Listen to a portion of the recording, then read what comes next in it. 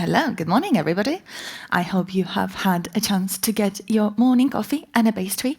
Oh my goodness, you people eat a lot of sugar in the morning here. Welcome. We're going to talk about how we actually, not how to, importantly, how we migrated from AWS to GCP and had to migrate back, maybe or not, or maybe more than once. But first, who we are.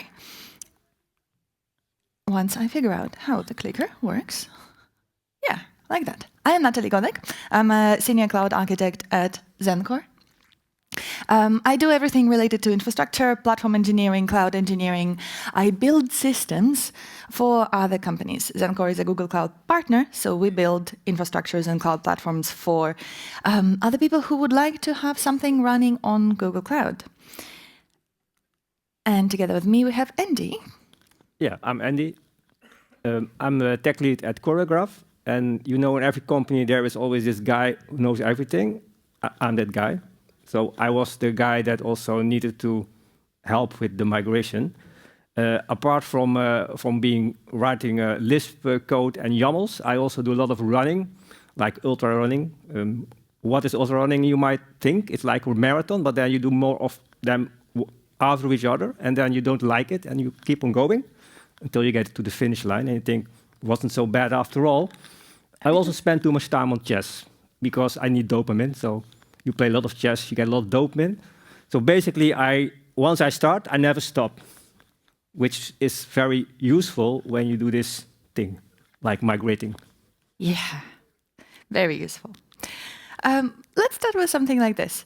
We have here two graphs that look identical, and they are meant to look identical. These are the graphs of 4 different regions' requests per second rate coming into an API. And they are identical because this is 50-50% split traffic between AWS and GCP. The same application running at the same time in parallel on AWS and GCP, and the clients sending their requests and their requests being responded by 2 different cloud providers.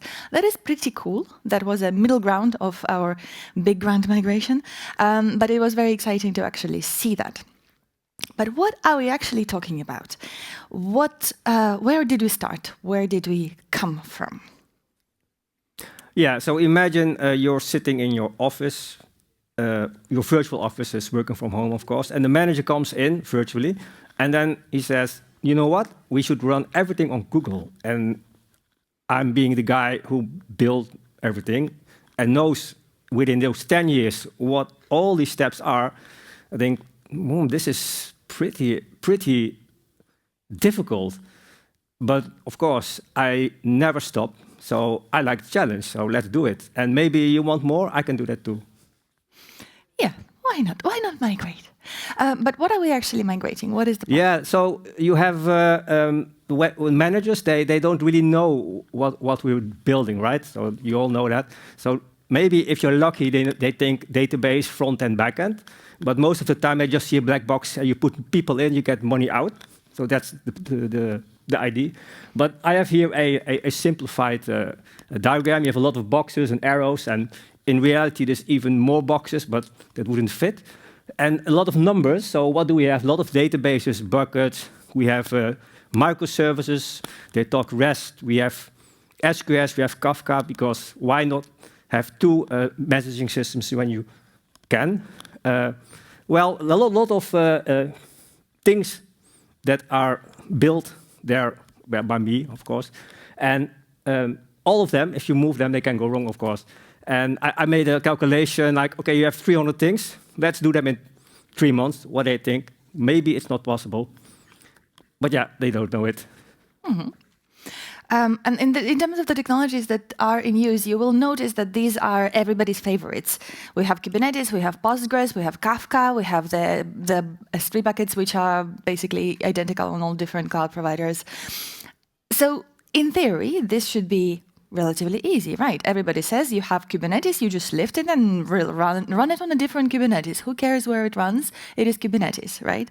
Postgres is an open source technology. Like lots of managed but open source technologies should make this very easy. Right, that's what we thought would happen. But yeah, this was a very, very well-oiled machine, and from the perspective of someone who was coming from the outside, someone who has never seen a platform, the platform that Andy and his team were running, this was a very, very well-built platform, meaning that we have all of the CI/CD in place, and it is actually in place, and people are actually using it. You have the PR approval flow, and you have customize, and you have Flux. The applications are rolling out independently. We don't really have to go and survey the platform that much manually, because everything was in place to have a fully automated, well-built, nicely built microservices platform. That was a very satisfying to see, but that also meant two things. One, that the migration would be easier than otherwise.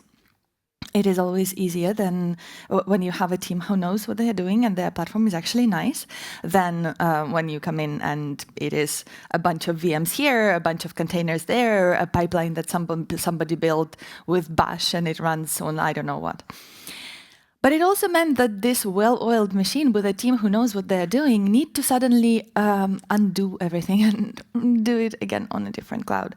And that was emotional, maybe. But what does it actually take, technically? So we mentioned Kubernetes and stuff like that. What does it actually take if you are going to do something like this? 4 things you need to think about upfront. What are your application deployment patterns? What are the dependencies and relationships between the services that you are running? What are you doing with the data? And data is extremely important and extremely dangerous. And also, how do you deal with DNS? And what are you doing with the migration? Something that is worth mentioning here also, that we needed to do it with 0 downtime for one part of the platform, right? Yes, exactly. So we're serving ads. It's like 24/7, thousands requests a second. And if you only miss like 1 second, you already lose some of your revenue. So let alone if you do it for a couple of hours. Right. And so part of the platform needed to be switched over without downtime. And if you have ever done any sort of upgrade or migration, you'll know that that is extremely difficult. So how do you deal with that, with data and DNS for the 0 downtime is interesting. But we do this all the time, right? So we are on Kubernetes, and we do all the time, do a rollout, restart your deployment, or you do even the drain your nodes. So in theory, this should be easy, right? So you just roll out, restart to different clouds, so like right. In theory. In theory. So you will need Kubernetes if you are attempting to do this. It is possible, but much, much harder to do it if you don't have Kubernetes. Again, rollout restarts and all of that, we are all familiar with it, and it's very important in order to be able to achieve something like this. In terms of the inter-service relationships and behavior, we had something that was actually really, really good. All of the microservices could be split in 2 different groups. And when you are migrating, you will need to figure out how to split your services and your products, applications running into groups, because you're not going to migrate everything at the same time.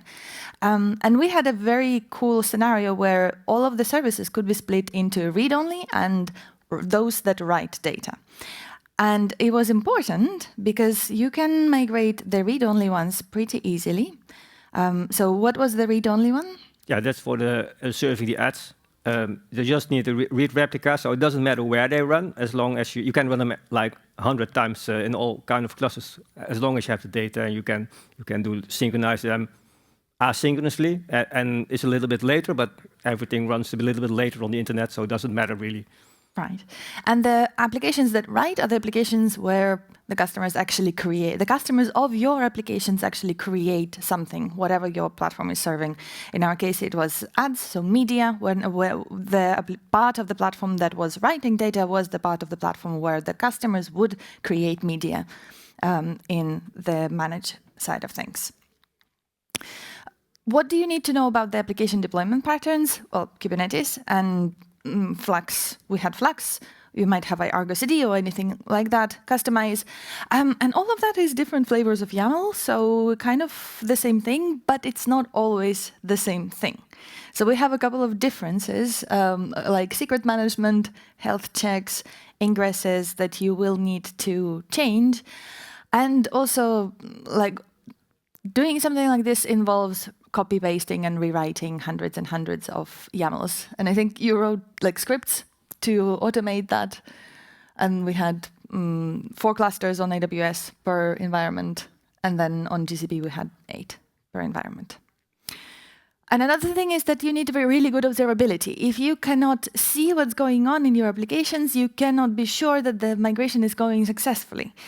So the project was delayed by a couple of months to everybody's discontent. However, during those couple of months, the team spent the time building observability.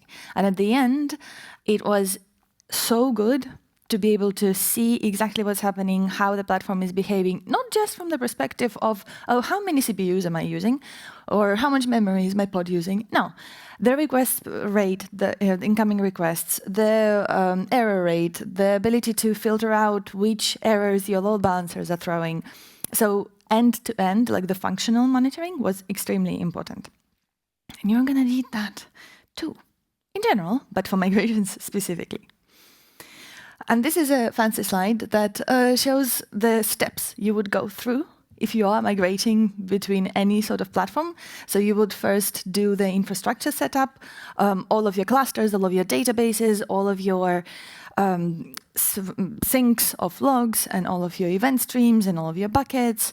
Prepare everything, and also turn on data replication, which we will touch on shortly.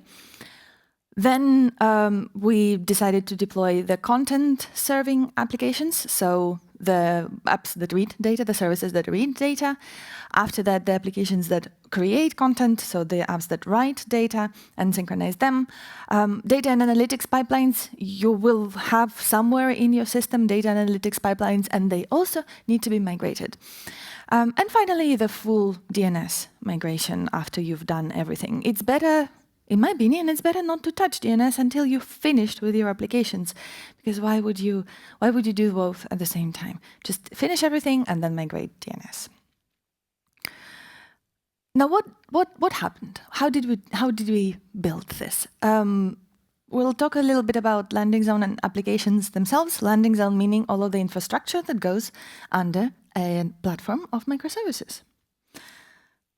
We have, reminder, Kubernetes, Postgres, Kafka, SQS, buckets. What do we have on the other side? Yeah, so being a guy who built a platform on his own, I was, as I mentioned, very scared. How do I go to Google? But of course, we got help by Zencore and a lot of other people in the company that I didn't know exist, but they did exist. So once this landing zone was there, and they also gave us, they say, there's a lot of technology on Google that you can use. For example, there is the AlloyDB, which is a Postgres, but it's like 4 times better. Like, that's cool. And you have managed Prometheus, so I don't have to manage my Prometheus anymore. Don't need to think about my volumes getting out of disk space. There was, what more was there? Oh yeah, there's a gateway API, so there's a modern way of exposing your apps instead of doing ingress with all these annotations that might or might not work. So very cool as a promise, but in reality, it didn't work exactly. Okay, the AlloyDB was cool, but we installed the wrong version, and that was on Amazon. They had, like, I think, version 16, and on Google, it was only just 15 at that moment. So there was some mismatch, and initially not a problem, but after a while, you see, oh, we rely on some properties on 16 and it's not available on 15. So what do? We downgrade Amazon, or we do like workarounds.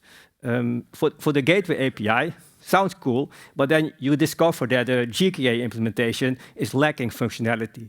So the specs say you can do regex, if you do regex, it's possible, but only if it's supported. And of course, it was not supported. And we had to do things with course headers. We couldn't inject them automatically. We had to extend our backends to send the course headers. And what was the other one? Oh yeah, Prometheus, managed Prometheus, sounded cool. And then it turns out it was not a Prometheus, it was something else. It was a Monarch database, which like kind of Prometheus, but then you look, my pod monitor and my service monitor, they are different. And it doesn't fit. So we had this observability already in our platform to see if everything works fine. And then you cannot use the stuff from Google because it doesn't fit. So what did we do? No, we managed it ourselves. We know how to do that. So yeah, that promise didn't go. Yeah, and imagine myself and my colleague, we're there, we come in as experts to help with the migration. We're both senior cloud architects, and for months we say, okay, no, manage Prometheus, cool, you don't have to manage your own Prometheus, you don't have to do your own scalability of clusters on GCP compared to AWS. A lot of things are nicer and cooler, but yeah, no, we can do manage Prometheus. And for months we tried to adapt the existing monitoring definitions and manifests to managed Prometheus, and eventually we realized that it's not possible. With something else, with some other things, we could do some adaptations, like with the GKE gateway. If you don't know about GKE gateway and Kubernetes gateway in general, that's the way the Kubernetes community is going for managing ingresses and inter-service communications in general. So you have a single point of entry or multiple single points of entry into a cluster, and if you are running on the cloud, you no longer have an ingress object and a load balancer per that ingress object. You have maybe a couple of load balancers, and you manage the routing in cluster with HTTP routes. So that's generally the way the open source community is going. But yeah, some of the things are not supported because one thing is the open source version, and another thing is when you have to adapt it to where you run. But we could do workarounds, like change the backends to work with the GKE gateway. With managed Prometheus, it wasn't possible. So there we were, me and my colleague, being like, right, we promised something very convincingly, but it doesn't work. What do we do now? Okay, how do we admit that it doesn't work? So it was a bit of a personal learning curve as well. But hey, eventually, okay, you know how to manage Prometheus. Let's go back to managed Prometheus and also like deal with logging in a little bit of a different way.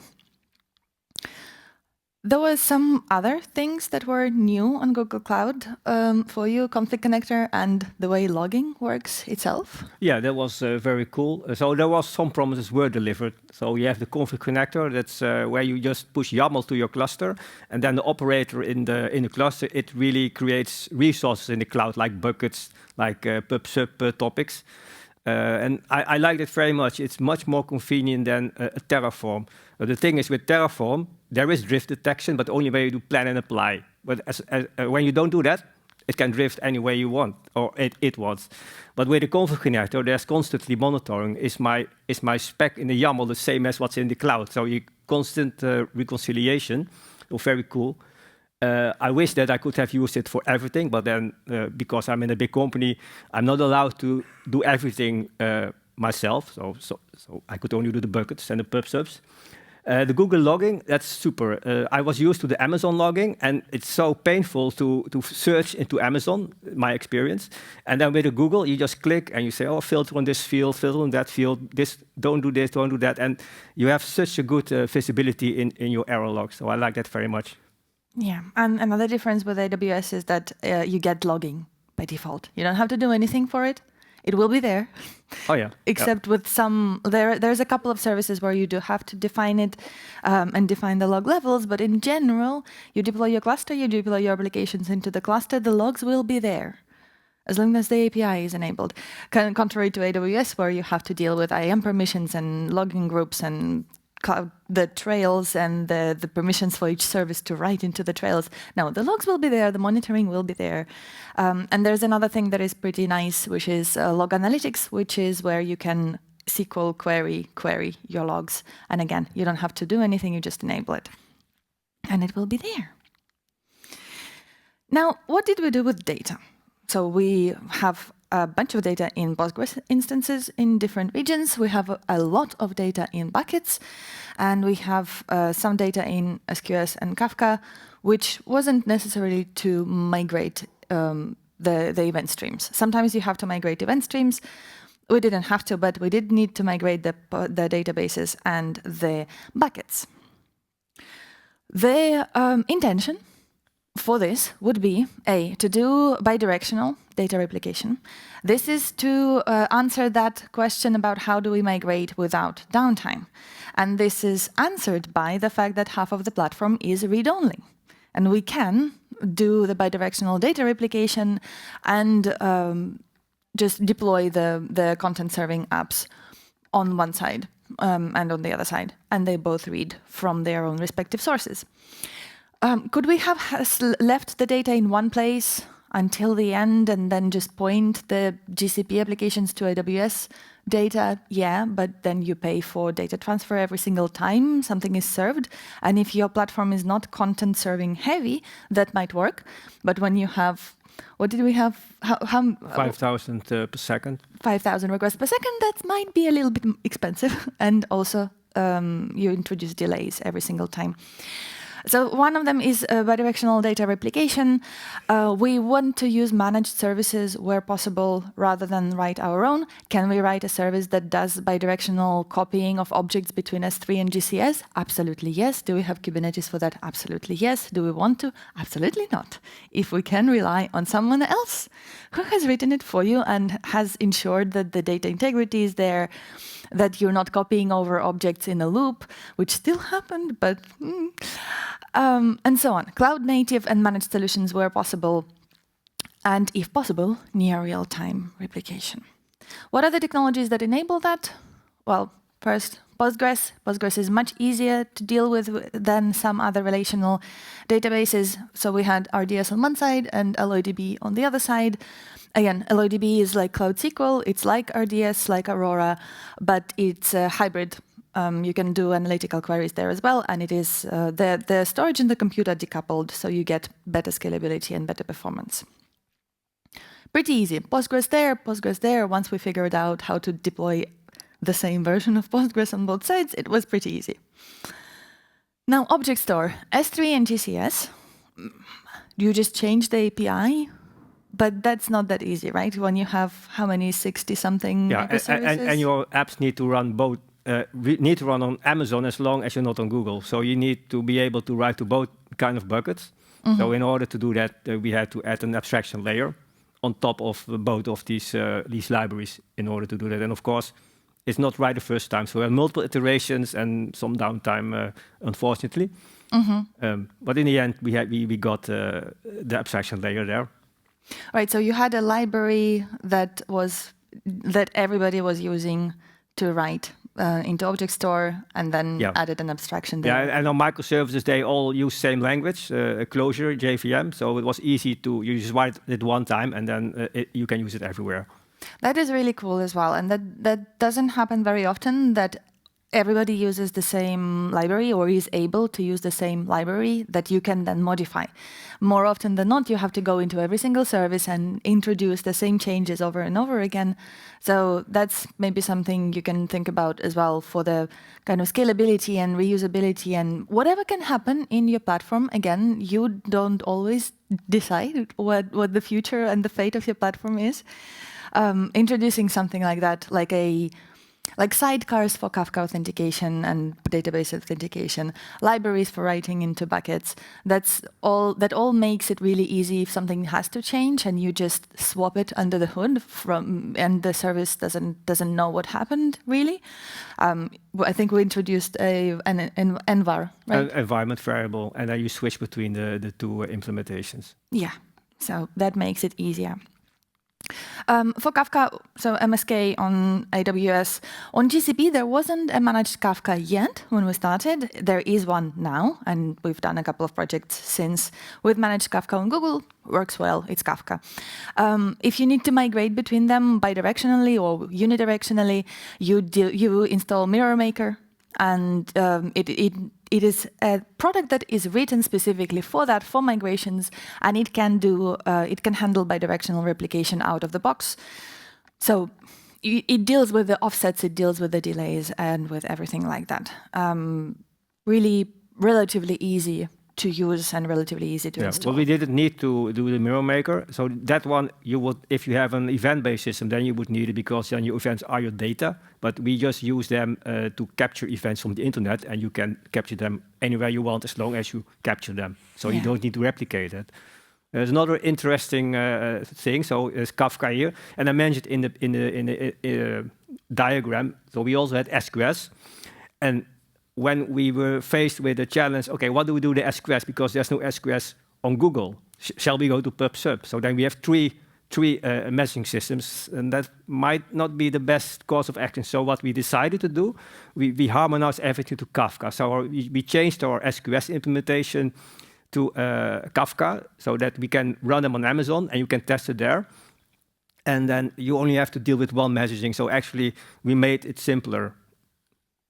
And at the beginning, we came in and we were saying, since there is no managed Kafka on GCP, but there is PubSub, which is basically serverless Kafka. It has all of the functionalities, unless you're using stream processing in more complicated ways. But for general event streaming, PubSub is equivalent to Kafka. So why don't you move all of your SQS and all of your Kafka to PubSub? Well, eventually the decision was to do the other way around, move everything to Kafka, to a technology that the team was already familiar with, which is pretty cool. Now, how do we actually deal with the replication of data? So I mentioned we want bidirectional. So we need bidirectional in Postgres, and we need bidirectional in buckets. What happens in Postgres? In Postgres, you have an extension called pglogical. And you can install it on either side and configure one of them to be the master replicator and the other one to be not a master replicator. The setup is pretty complex. You need to do this for every single database that you have. You install pglogical on either side. You configure users. You configure permissions. And then you will have a node and a subscription.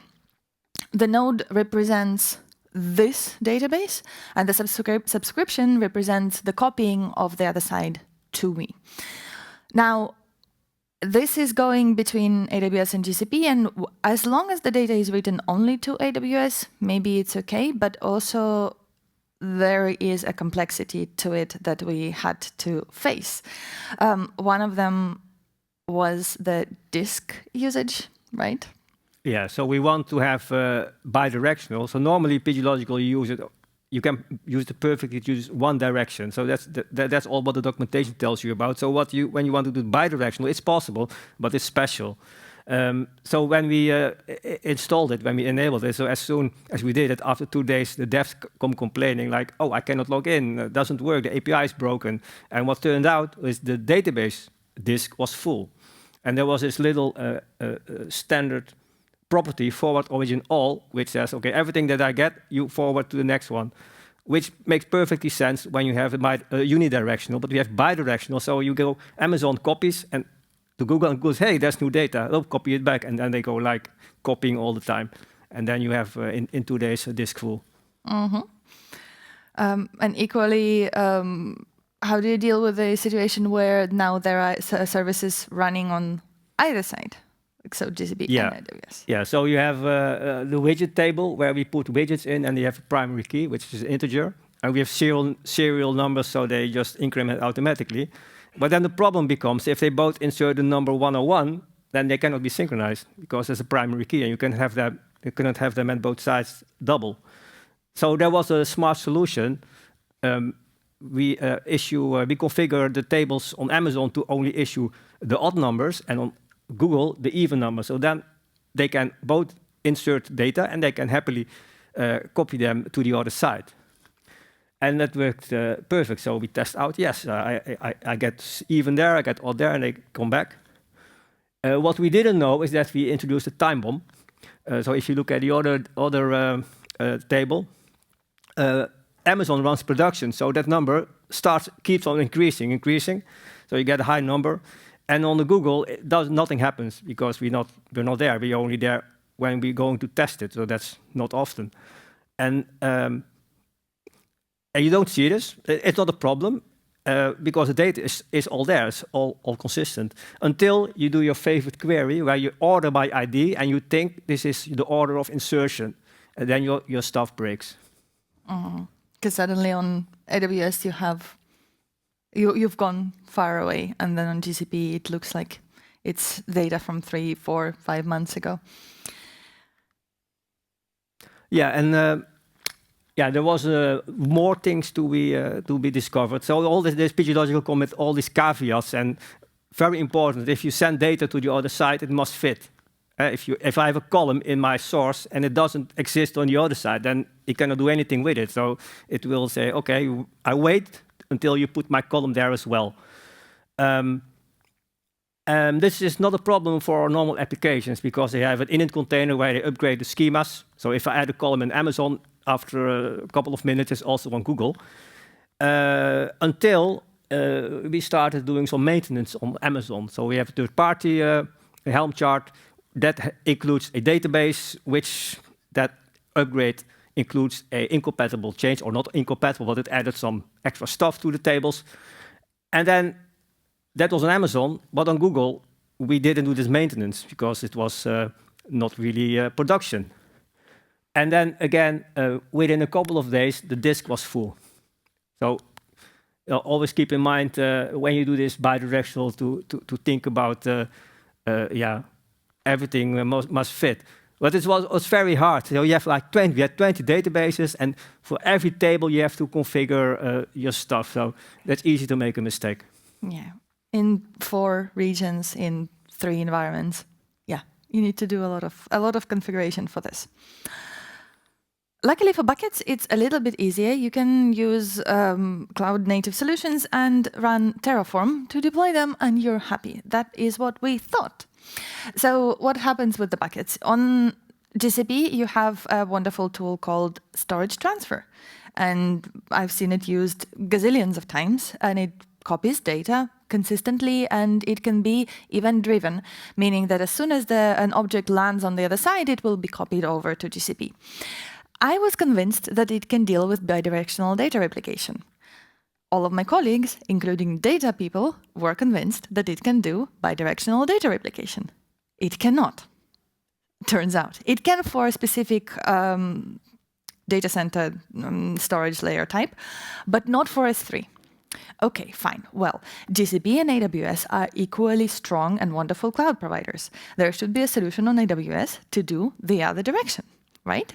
Surely, yes, there is data sync. Okay, let's look into data sync. What does it do? How does it work? Data sync is advertised as this serverless, consistent data replication solution that will help you copy your data from anywhere else into S3, and it will ensure data integrity and consistency. Okay, lovely. What does it take to deploy it? It takes a nuclear power plant to run the serverless data replication. You need an instance, you need a VPC endpoint, you need a subnet, you need the firewall rules for data sync to connect to the instance. You need to open ports. You need a bunch of IAM roles, and you need to define your sources and your targets as data sync locations. And you need to define tasks, and only then your tasks will run. And those tasks will not be event-driven. Data sync cannot handle event-driven.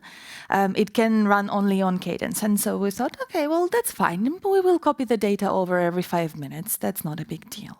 No, you cannot do that. You can only run every hour. And in that hour, every time a data sync job starts, it will look at the other bucket, at the other side, in this instance, GCP, and it will go one by one each object to verify which objects are new and to build a table that needs to be copied. While GCP does this somehow very fast, even if you have a scheduled job, it will not spend hours looking at your S3 bucket and thinking, do I know this object? Okay.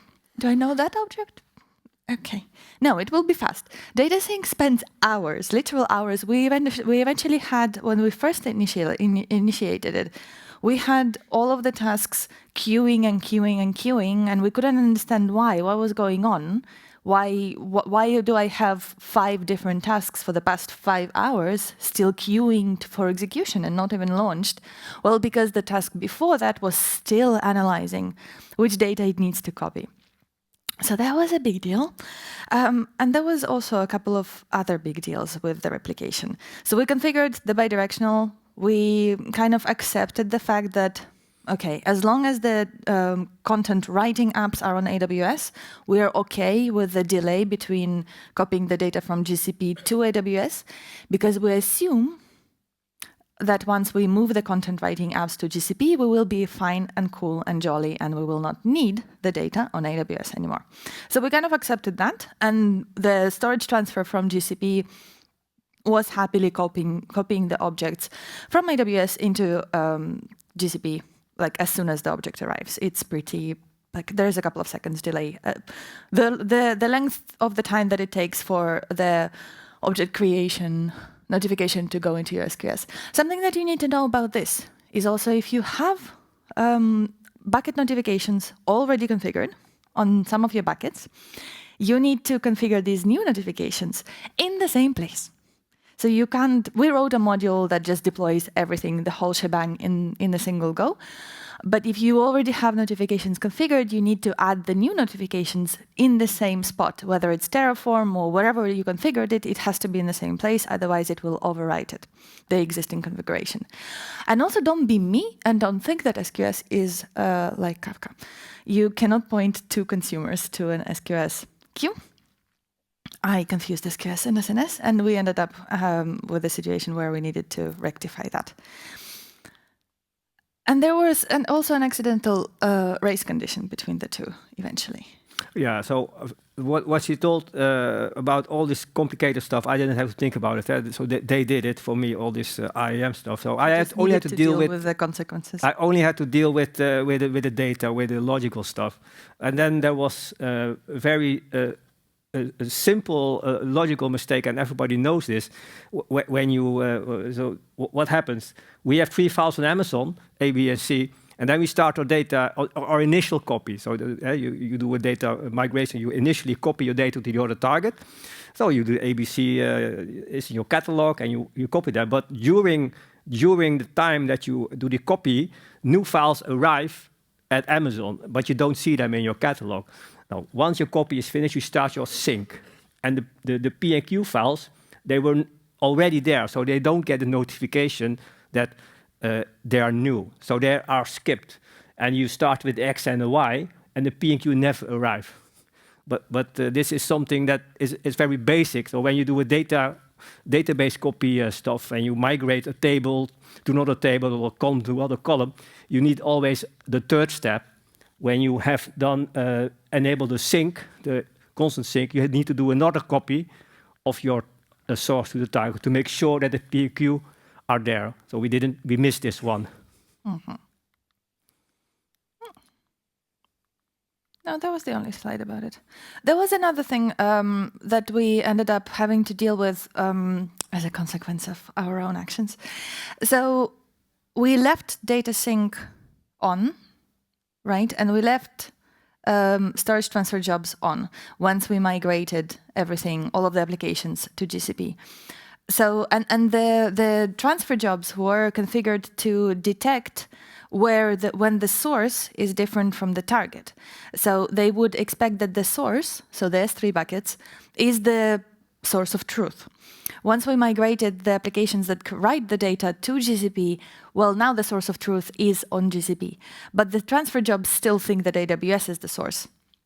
So what ended up happening is the transfer jobs ended up copying old versions of objects over and over again to GCP, even though the applications were actually modifying correctly the objects that were now on GCP. So we also needed to remember to turn those off and not lose any data because of that. Now, quickly, DNS, how do you deal with DNS? Endy came up with a solution, and we found it pretty neat. So first of all, you have multiple regions. Already you have a big setup of DNS because you have multiple regions and a single endpoint, and you deal with the routing there. But on top of that, you now add 2 endpoints for each region. One is in AWS and one is in GCP. How does that work? Well, for the regions, you have different CNAME records. This is all in root 53 because that's where it was configured.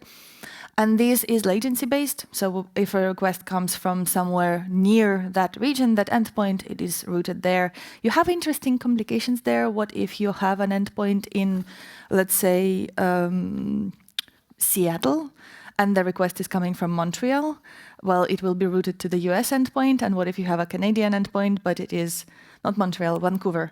If you have an endpoint in Montreal and an endpoint in Seattle, then the Canadian request coming from Vancouver will be routed to Seattle. So if you need geographical separation, you can't just do latency-based. You need to do something else.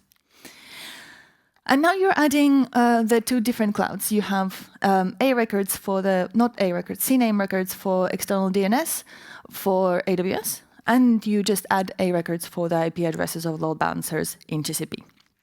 And there you do weight-based DNS load balancing. What that did was allowed us to shift some traffic to GCP gradually. Because remember, we want no downtime. So we gradually need to shift the traffic, and then eventually it gets to the corresponding load balancers on the two different clouds.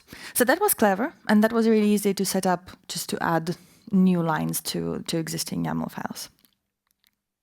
But what happened when we actually did this? So we start with, before migration, we have always on that side, you have your left side, you have AWS graphs, and your right side, you have GCP graphs. This is monitoring of most likely the request per second rate. And you see that the numbers are very different. And on GCP, you just have the health checks. So before the migration, we have health checks coming every 5 minutes, but nothing else. And then we start migrating. We start with 1% traffic on GCP. And that was really funny because everybody was like, okay, all hands on deck. We're all sitting there here for 3 hours and we're going to monitor every single thing and we're going to do it very carefully. Okay, is this the change that we need to do? This is the change that we need to do. Okay, fine. Okay, let's go. Let's change it. Did we change it? Yes, we did. Like validating every single step 1 million times. And then we see a little traffic uptick and everybody is super happy. We have traffic on GCP and nothing broke. Yay! Amazing. And then we do 4 regions and we kind of see the amount of requests that are going to GCP. And you see nothing on AWS because this is just 1%. You don't see any change. But you do see that there's 1,500 on that side per region and 15 on this side. Cool. Let's go to 10%. Does it work? It works. Lovely. Fantastic. Very happy. This was, like 2-3 days after. Again, all hands on deck. Everybody's looking at it. Everybody's like, the whole team, extended team is on it and watching it and monitoring it. And we see like a rocket lift off. But we hope that everything will be fine. And Endy is very confident that everything will be fine. Yeah, I'm too confident. Then we do 50-50. Again, a little change in the manifests for the DNS. It's propagated, and we see the traffic go down on AWS and up on GCP. Fantastic. This time around, this was day 8 of the migration. We're like 50 deploy. Cool, propagated, nice. Is traffic coming? It's coming. Are our SLOs fine? They are fine. Cool, bye. Like 10-minute meeting compared to the first couple of ones, which were like very, very, very long and very carefully looking at everything. But you can see, remember the point that I made about observability? This is the result of that. Like we had dashboards that were showing every single service. We had ready queries with log analytics. Somebody was checking log analytics and the logs from the load balancers. Do we have any errors? We had dashboards that I have since replicated with other use cases where we see the latencies and the backend latencies and the error rates, all of the things that tell you about the performance of your application. Now, it did run, and we were happy, but did it actually run? We were having some issues. Yeah, we saw suddenly a lot of errors in Google logging, and like, what's happening here? Well, it turned out that Google logging is just much better than Amazon because all these problems, a lot of them were already on Amazon, but we never saw it because we never went to look at Amazon. Because why would you want to look there? But in Google, it's so much easier to see, and you see all these red lines. So that was interesting. Turns out we had a pre-stop hook in the Kubernetes, but we ran a minimal image, and the sleep didn't exist in this minimal image. So every time we shut down a pod, immediately you got 500 errors. I never noticed. Another very interesting thing that we found here, we were trying to figure out why do we still get 500s and 502s. And we had to increase the amount of resources that we were giving to the pods, the CPUs and the memories. And that was really weird. And somebody from the choreograph team had a theory like, hey, I think that the CPUs on GCP are not as performant as the CPUs on AWS. And I'm like, that's not right. Let me think. Let me see what's going on. And we had a look at what was going on. And actually, we were using a different machine type on the Kubernetes clusters on either cloud. And you always hear all of these marketing people from the cloud providers being like, we are launching Graviton, blah. And it is 7 times more performant and 40% faster and 70% less carbon emissions. And you're like, yeah. Well, turns out it's not just blah, blah. It's actual numbers, and it actually shows when you are running applications that do need those resources. Suddenly, you need to double, triple, quadruple your resource allocation because your CPU generation is not as performant as what you were using before. So we changed the machine types. We were using GKE autopilot, so we changed the annotations for the machine types. And I think eventually it was even a little tiny bit better than AWS. But yeah, that was an interesting observation. Like I've never seen before when you actually see what those marketing terms of 40% more performance and blah, blah, blah, what they actually mean to real life traffic. Then we went to monitored 50-50 for a bit and then went to 100%. But this was only content serving, right? We still needed to migrate the applications that write data. And there you cannot really do what we did with the content serving apps. Yeah, you have multiple things, but the content serving, your traffic helps you to see if things are okay. Well, on the CRUD, it's not possible. There's only a limited amount of users. They are just our own users, and they only work during office hours, so you cannot do that. So how you do it for the CRUD? You set up a shadow domain where you deploy all your apps in the shadow. And then you can test them out by going to the shadow domains and see, okay, my application works, my front end works, everything works. However, this doesn't work for everything. There are some services that can only run one time. And those have to do with when you have schedules or garbage collection, you can only have them at one place. And that's due to the data replication, the bidirectional one. So this is an example. We have a render engine that manages Kubernetes jobs. And it has a database where it tracks if the job is running or failed or successful. So it starts the job in Kubernetes and it tracks it in the database. But as soon as that is the database, it will be propagated to the Google side. And there, if the engine is running as well, it will see, hey, there's a job. I should monitor if this job is okay in Kubernetes. And it cannot find it, and then it marks as failed. And then all my render jobs, they all fail. So this is something that happened initially. We didn't understand until we found out, oh wait, there can be only one of these things. And you have the same with emails, otherwise you send them twice, or you have quart schedules, you don't want to mix the quart schedules up. But once this is in place, once you know this, you can, we start doing the CRUD. So we did that. So what's next? The very late in the evening, we sat down in the meeting. So finally we could do this. We could start switching the CRUD. So we did it, and then of course it didn't work. There's always a lot of problems. No emails, things uploading failed. So. And you have two options, right? You can either fix forward, or you can roll back. And we rolled back. And fixed it. We rolled back to AWS and started fixing the issues, and then tried again. And it broke again. And we got scared again. And we go back. And rolled back. This time, what did we have? We had a bunch of Kubernetes issues. Kubernetes clusters couldn't scale. And we had subnet sizes that would allow, theoretically, for 256 nodes. And we had 8 nodes, but it couldn't scale beyond 8. And we couldn't figure out why.